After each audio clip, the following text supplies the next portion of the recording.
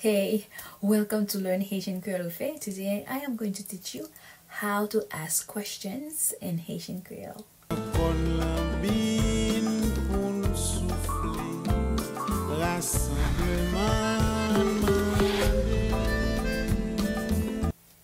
Qui j'en dit ça?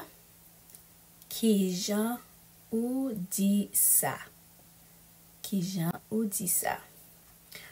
How do you say this? M'pa kompran. Mwen pa kompran. Pa kompran. If you use the contraction. I don't understand.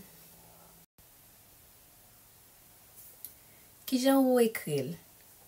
Ki jan ou ekril? How do you write it? Eske ou ka edem?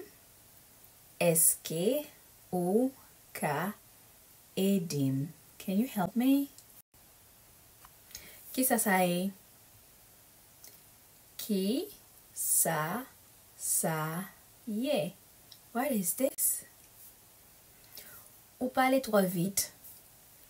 Ou pale trop vite? You speak too fast. Ou ka répéter encore? Ou ka répéter encore? Repeat that, please. Ki jan replil? Ki jan ou eplil? How do you spell it? Ki jan prononcer? Ki jan ou prononcer? How do you pronounce it? Ki sa vle di? Ki sa li vle di?